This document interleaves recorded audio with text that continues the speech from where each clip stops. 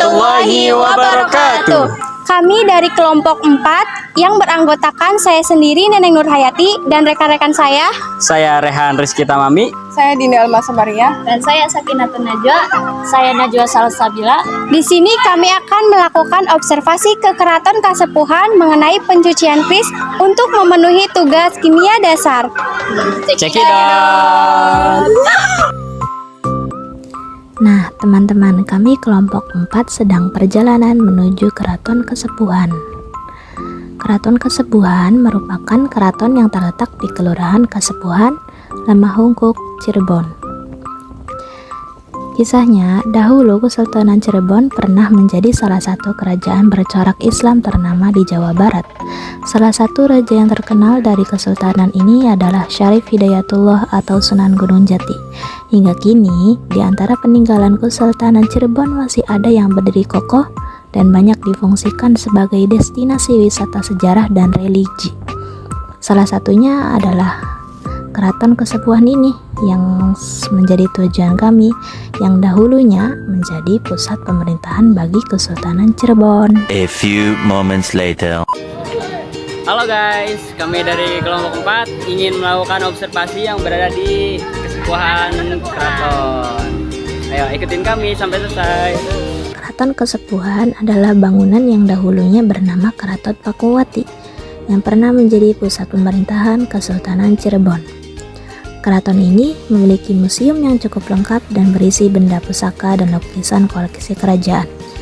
Pada awal pembangunannya, Keraton Kasepuhan dibangun oleh Pangeran Emas Zainul Arifin dengan maksud untuk memperluas bangunan pesanggerahan Keraton Pakuwati, yaitu keraton pertama yang berdiri pada tahun 1430 di kota Cirebon. Yaitu keraton pertama yang berdiri pada tahun 1430 di kota Cirebon. Makna di setiap sudut arsitektur keraton ini pun terkenal paling bersejarah.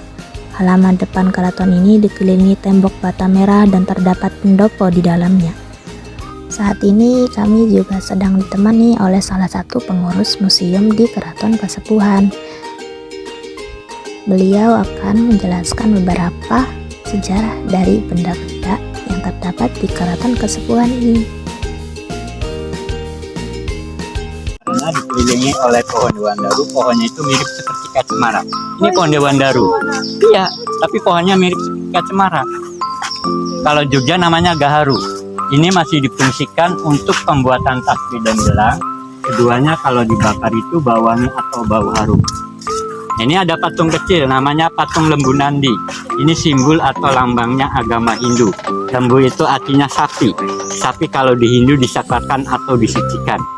Nah, ini ada meja batu dari Gujarat, dari kerajaan Kalingga dari India, yang membawanya itu dari Gubernur Dr. Thomas Raffles dari Inggris, dan juga yang telah menemukan bunga bangkai yang ada di Bengkulu, keduanya di Bogor.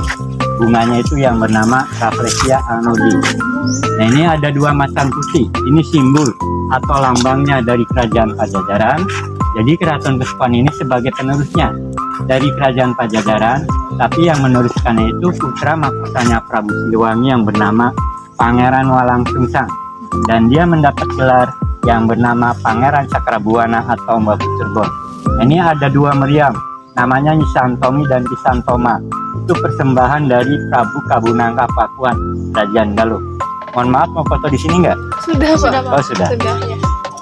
Nah, yang sebelah sana itu dinamakan Pendopo Sri Manganti. Sri itu raja atau sultan, Manganti itu menanti atau menunggu. Jadi waktu zaman dulu, tamu-tamu kalau mau bertemu dengan raja atau sultannya artinya menunggu di situ. Nah, sebelum menunggu nanti lapornya di Pendopo Lunjuk. Lunjuk itu artinya tempat petunjuk, tempat informasi. Kalau di kantoran atau di perusahaan itu dinamakannya resepsionis ya. Nah, yang di tengah ini dinamakan Tugu Manunggal. Ini melambangkan keesaan Allah, Tuhan Yang Maha Esa Satu. Nah, Tugu Manunggal ini dibuat dari batu karang atau batu wadasan. Ini simbol atau lambangnya iman Islam kita kepada Allah seperti kayak batu karang. Artinya itu kokoh dan kuat. Nah, di atas ini dinamakan Kutagara Wadasan. Nah, di bawah ini motifnya batik Megamendung, batik-batik keraton yang terkenal. Mendung atau awan itu artinya mengayomi. Jadi kita sebagai pemimpin harus bisa mengayomi kepada rakyat dan masyarakatnya. Mau foto di sini? Apa mau langsung? Yo. Nah, bangsa keraton itu istananya berdiri tahun 1529. Dulunya tempat tinggalnya Sunan Gunung Jati. Nah, ini dinamakan Jinem Pangrawit. Jinem itu artinya tempat atau ruangan, Pangrawit itu artinya kecil.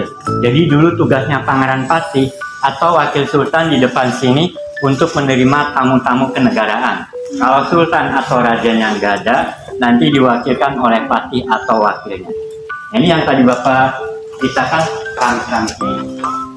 Nah, ini keramiknya, kalau warna biru itu menggambarkan pemandangan yang ada di Belanda semua. Kedua, yang warnanya seperti itu Bible, menggambarkan kisah para nabi.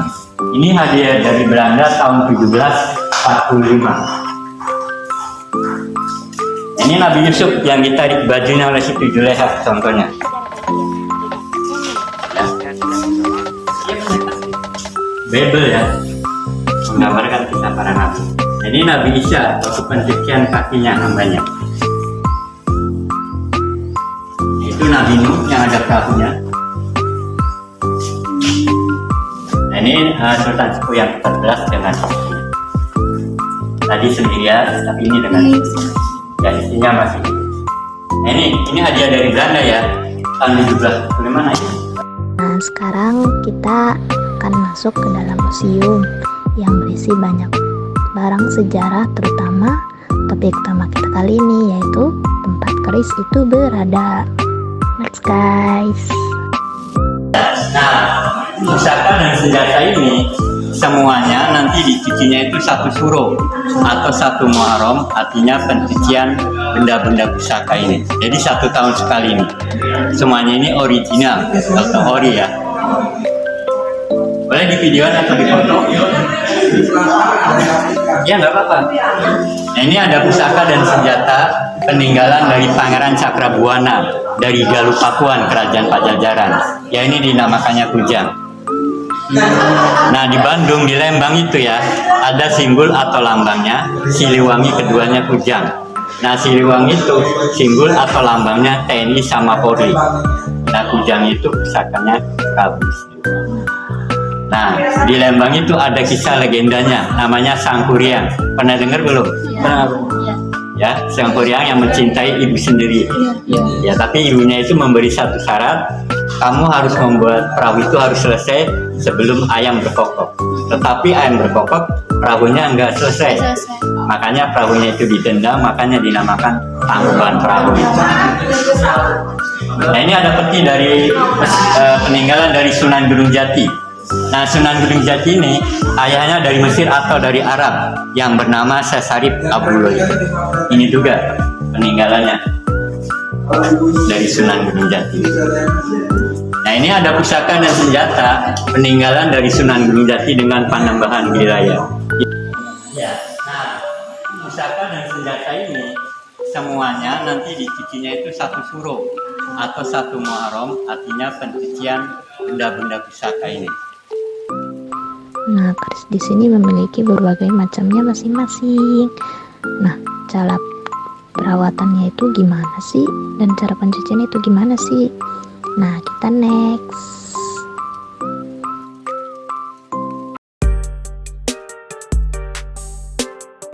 Dalam pencucian keris, terdapat beberapa alat tambahan yang harus digunakan atau dibutuhkan. Di antaranya alatnya yaitu sikat, ember, dan kerangka keris atau sarung keris. Lalu, bahan yang dibutuhkan yakni ada air kelapa, air sumur kemandung, jeruk nipis, air kembang 7 rupa, minyak misik, dan asap dari dupa.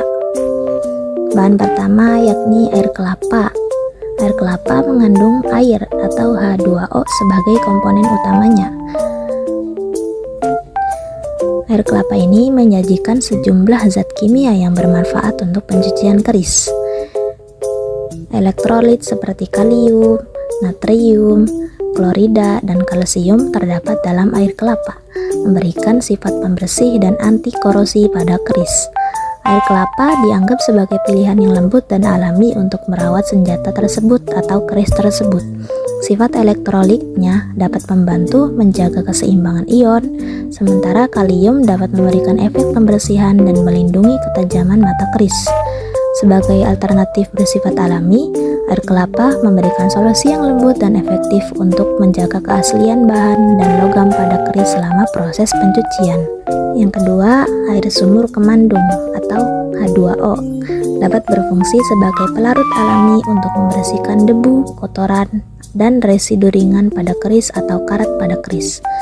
Air sumur memiliki kadar mineral yang sesuai, dapat membantu mencegah korosi pada logam keris, dan dapat membantu menjaga keaslian bahan keris tanpa merusak strukturnya. Lalu ada jeruk nipis. Jeruk nipis sebagian besar komponennya adalah asam nitrat, yakni C6H8O7 yang dapat berfungsi sebagai agen pembersih alami dan membantu melarutkan zat-zat seperti karat pada logam keris. Adapun kandungan vitamin C pada jeruk nipis dapat berperan sebagai antioksidan, membantu melindungi logam dari oksidasi serta memberikan kilau pada permukaan keris. Lalu ada air kembang 7 rupa atau air bunga 7 rupa. Biasanya mengandung berbagai zat kimia seperti senyawa-senyawa organik, minyak esensial, dan pigmen warna. Air kembang 7 rupa ini bermanfaat untuk minyak esensial dari bunga 7 rupa, dapat memberikan aroma yang menyegarkan pada keris. Air bunga dengan senyawa-senyawa organiknya dapat berperan sebagai pembersih ringan, dan kandungan kimia yang lembut dapat membantu dalam merawat bahan dan logam pada keris tanpa merusaknya. Lalu minyak misik yang berasal dari kelenjar musang mengandung senyawa organik seperti keton, ester, dan senyawa sulfur. Manfaatnya untuk pencucian keris melibatkan pelumas alami, pewangi alami, pemeliharaan material, dan sifat antioksidan untuk melindungi logam dari korosi. Asap dupa dalam perawatan keris ini dapat memberikan aroma dan manfaat antiseptik. Kemungkinan reaksi kimia melibatkan senyawa antiseptik seperti benzoin atau C14H12O2 yang dapat mencegah pertumbuhan mikroorganisme, yakni mencegah bertumbuhnya bakteri pada logam di keris. Senyawa aromatik kompleks dan minyak atsiri dalam dupa juga dapat memberikan kilau dan aroma pada keris. Berikut tata cara pencucian keris. Pertama, direndamkan keris dengan air kelapa. Biasanya dilakukan 1 malam karena asam askorbat yang terkandung dalam air kelapa dapat bereaksi dengan karat sehingga karat pada keris mudah dibersihkan. Yang kedua, keris digosok dengan sikat atau sabun agar karat yang masih menempel ini dapat hilang. Yang ketiga, dibersihkan atau dicuci dengan air sumur kemandung untuk membersihkan sisa-sisa dari karat yang masih menempel pada keris. Setelah itu, dijemur keris kurang lebih selama 1 jam. Lalu setelah itu, digosok dengan jeruk nipis satu arah karena kandungan asam sitrat yang terdapat dalam jeruk nipis berfungsi menghilangkan karat dan memunculkan pamor keris. Setelah itu dijemur, kemudian dicuci dengan air sumur kemandungan karena kandungan zat asam yang terdapat pada jeruk nipis dapat menyebabkan keris berubah menjadi kehijauan apabila keris tidak dibersihkan kembali. Setelah itu, rendam keris dengan kembang 7 rupa, di mana kembang 7 rupa ini memiliki kandungan minyak atsiri yang berfungsi untuk mengharumkan keris. Setelah direndam, keris pun dijemur kembali. Dinyalakan dupa, kemudian keris diolesi dengan minyak misik. Lalu keris tersebut dipanaskan di atas dupa. Dikarenakan terdapat reaksi kimia yang melibatkan senyawa antiseptik seperti benzoin atau C14H12O2 yang dapat mencegah pertumbuhan mikroorganisme seperti bakteri atau jamur. Senyawa aromatik kompleks dan minyak atsiri dalam dupa juga dapat memberikan kilau dan aroma pada keris. Setelah dilakukannya pencucian, keris tersebut dimasukkan kembali ke dalam kerangkanya atau wadah keris tersebut. Sekian observasi yang telah kami lakukan di Keraton Kasepuhan mengenai pencucian kris. Kurang-kurangnya mohon maaf. Wassalamualaikum Waalaikumsalam warahmatullahi wabarakatuh.